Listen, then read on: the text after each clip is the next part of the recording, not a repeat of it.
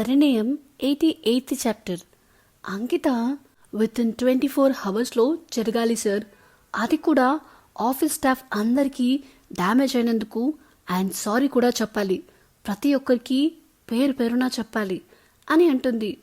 విశ్వకి కూడా కరెక్టే అనిపించి ఓకే అంటాడు. అలా ఇద్దరు బయలుదేరి ఎవరి ప్లేసెస్కి వాళ్ళు వెళ్తుంటే సరియు కాల్ చేసి ఇద్దరిని రమ్మని చెప్తుంది. అమూల్యకి అంకితకి ఎందుకో అర్థం కాక సరియు ఆఫీస్కి వెళ్ళేసరికి సరియు పిఏ వచ్చి వాళ్ళని రిసీవ్ చేసుకుని లోపలికి తీసుకుని వెళ్తాడు. సరియు ఇద్దరిని తడుమేస్తూ, మీకు ఏం కాలేదు కదా, ఇంకోసారి అక్కడికి వెళ్తే బాడీ గార్డ్స్ని తీసుకుని వెళ్ళండి, ఒంటరిగా వద్దు నాన్న అని కంగారుగా అంటుంది. అంకిత నవ్వుతూ అక్కడ జరిగింది మొత్తం యాక్షన్స్తో సహా చెప్తూ చేసి చూపిస్తుంటే సరియు ఆశ్చర్యంగా నిజమా అన్నట్టు ఇద్దరి వైపు చూస్తూ రెండు అద్భుతాలని చూస్తున్నట్టు చూస్తుంది. అమూల్య నవ్వుతూ అమ్మా ఐఎమ్ ఓకే అని అంటుంది. సరియు సంతోషంగా అమూల్యని అంకితని హక్ చేసుకుంటుంది. అప్పుడే భూషణ్ వస్తూ, ఏంటి నాకివ్వవా ఛాన్స్ మా కోడలని అప్రిషియేషన్ చేయడానికి అని నవ్వుతూ వస్తాడు. సరియు ఏడుస్తూ అన్నయ్య అని చిన్నపిల్లల ఏడవడం చూసి ఇద్దరూ సరియులో ఆ యాంగిల్ ఎప్పుడూ చూసి ఉండరు. భూషణ్ తనని ఓదారుస్తూ సరియు అని తనకి మాత్రమే వినిపించేలా మంచి కూతుర్లను కన్నావురా, ఎంతగా తప్పించావు నీ కూతుర్ల కోసం. ఇప్పుడు వాళ్ళే నీ కన్నీళ్లు తుడుస్తున్నారు, బాధపడకురా, సంతోషపడాలి నువ్విప్పుడు అని సరియుని పక్కకు జరుపుతాడు. భూషణ్ నవ్వుతూ వాళ్ళ దగ్గరికి వచ్చి, ఏంటి బుట్టబొమ్మలు, నా చెల్లిని కంగారు పెట్టేశారుగా, అయినా మీ ధైర్యం మెచ్చుకోదగిందిరా.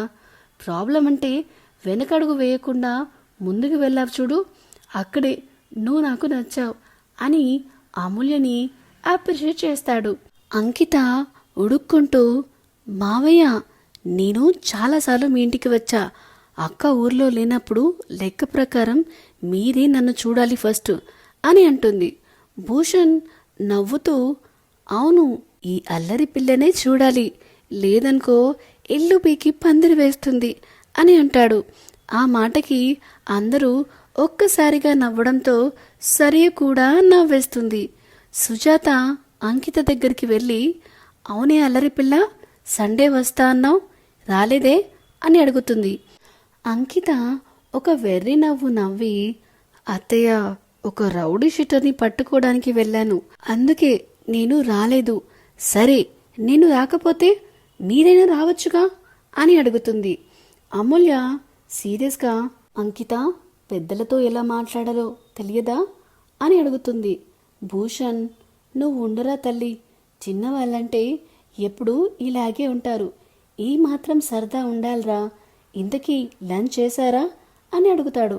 అమూల్యకి ఆ లంచ్ గుర్తు వచ్చి, అమ్మో నేనుండలేను అని అనుకుని, అత్తయ్య నేను ఈరోజు ఉపవాసం అని అంటుంది. అంకిత గాలి తీస్తూ, అక్క పొద్దున నువ్వు బ్రేక్ఫాస్ట్ తిన్నావు కదా, అయినా ఈ మధ్య నీకు ఉపవాసాలు ఎక్కువ అవుతున్నాయక్క, తగ్గించుకో అని అంటుంది. సరియు కోపంగా, అంకిత చెప్పేది నిజమేనా అని అడుగుతుంది. అమూల్య, అమ్మా ఇలా అంటే ఎలా అమ్మా, ప్లీజ్ నన్ను వదిలే, నేను వెళ్ళిపోతా అని అంటుంది. సుజాత, ఎక్కడికి వెళ్ళేది, తినేదాకా కదిలే ప్రసక్తే లేదు అని ఇద్దరిని తీసుకొని వెళ్తుంది. అమూల్యకి సడన్గా ఆర్యన్ హెల్ప్ చేస్తాడేమో అన్న చిన్న ఆశ ఉన్నా ఆగిపోతుంది. కానీ ఏదైతే అదైంది అని వర్క్ డిలే అవ్వకూడదు అని మెసేజ్ చేస్తుంది. ఆర్యన్ వెంటనే ఆ మెసేజ్ని చూసి, మన అగ్రిమెంట్ ఇంకా క్యాన్సిల్ అవ్వలేదనుకుంటా అని మెసేజ్ చేస్తాడు. నిజానికి ఆర్యన్కి అప్డేట్స్ అన్నీ నిర్మల ద్వారా ఝాన్సీ ద్వారా చేరుతూనే ఉంటాయి. వాళ్ళని సెట్ చేసిందే తను సేఫ్టీ కోసం. అని. ఇంకా గట్టిగా చెప్పాలంటే అంకితకి ట్రాన్స్ఫర్ అయ్యేలా చేసింది కూడా ఆర్యనే. ఆ మెసేజ్ చూసి ఆర్యన్ నవ్వుకుంటాడు. అమూల్యకి కోపం వచ్చినా కంట్రోల్ చేసుకుని, క్యాన్సిల్ చేస్తా అన్నా కదా, ప్లీజ్ సేవ్ మీ. మీ అమ్మగారు పెట్టే ఫుడ్ తింటే ఖచ్చితంగా నేను టికెట్ లేకుండా పై లోకాలకి వెళ్ళొచ్చు. 15 days నీతోనే ఉన్నా కదా, వర్క్ కూడా ఆగిపోయింది. నీకేం బాబు, అండర్ కవర్లో ఉన్న శాలరీ పడింది, నాకు అలా కాదే అని మెసేజ్ చేస్తుంది. ఆర్యన్ మరి అగ్రిమెంట్ అని మెసేజ్ చేస్తాడు. అమూల్య, నువ్వు నన్ను సేవ్ చేస్తే నీ అగ్రిమెంట్ ఈరోజు నైట్ 12 దాటేలోపు క్యాన్సిల్ అవుతుంది, పక్కానా అని అడుగుతాడు మెసేజ్ చేస్తూ ఆర్యన్. పక్కా అంటుంది అమూల్య. పింకీ ప్రామిస్ అని మళ్ళీ మెసేజ్ చేస్తాడు ఆర్యన్. అమూల్యకి ఫ్రస్ట్రేషన్ వచ్చి, చిన్న పిల్లాడివా, సరేలే పింకీ ప్రామిస్ ఓకే అని అంటుంది. ఆర్యన్ నవ్వుతూ రెస్టారెంట్ అడ్రస్ చెప్పు అని మెసేజ్ పెడతాడు. అమూల్య అడ్రస్ సెండ్ చేసి కార్లో రిలాక్సింగ్గా కూర్చుంటుంది. ఒక కార్లో సరియు, అమూల్య, అంకిత, ఇంకో కార్లో భూషణ్ అండ్ సుజాత ఇద్దరే ఉంటారు. అలా వాళ్ళు రెస్టారెంట్కి వెళ్ళాక కొంచెం సేపటికి ఆర్యన్ వచ్చి సర్ప్రైజ్ అవుతున్నట్టు నటిస్తూ, అమ్మ, నాన్న, అత్త అందరూ ఇక్కడే ఉన్నారా, ఐఎమ్ సో హ్యాపీ నాన్న అంటూ హక్ చేసుకోబోతాడు.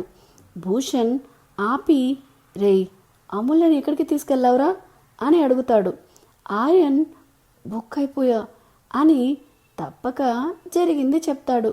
సుజాత, వెతవా, ఏమన్నా అంటే ముక్కు మీదే కోపం ఉంటుంది, ఏం ఉద్ధరించడానికో అని తిడుతూ ఉంటుంది. ఆర్యన్ మాతాశ్రీ అంటూ హక్ చేసుకుంటాడు. నువ్వేం రావాల్సిన అవసరం లేదు, నువ్వు బెదిరించడం వల్లే అమూల్య రావట్లే మన ఇంటికి. ఇప్పటికీ చాలాసార్లు పిలిచా, ఒక్కసారి కూడా రాలేదు తెలుసా. వెధవ, అమ్మాయిల్ని బెదిరించకూడదురా అని అంటుంది సుజాత. ఆర్యన్ షాక్ అవుతూ, ఏం మాట్లాడుతున్నావమ్మా, నేను బెదిరించడం ఏంటి అని అడుగుతాడు ఆర్యన్. సుజాత, దాన్ని చూడు ఎలా కూర్చుందో అమాయకంగా, అసలు ఏమన్నా మాట్లాడుతుందా అని అమూల్య వైపు చూపిస్తుంది. సో ఇదేనండి పరిణయం 88th చాప్టర్. సో ఎలా అనిపిస్తుంది మీకు ఈ స్టోరీ? ఈ వీడియో కనుక మీకు నచ్చినట్టయితే please like, share and comment చేయండి. అలానే ఇలాంటి కొత్త కొత్త కథల కోసం మరియు కొత్త కొత్త అప్డేట్స్ కోసం మన channel the novel whisperer with వినయాన్ని సబ్స్క్రైబ్ చేసుకోవడం మాత్రం అస్సలు మరవద్దు. Thank you, by.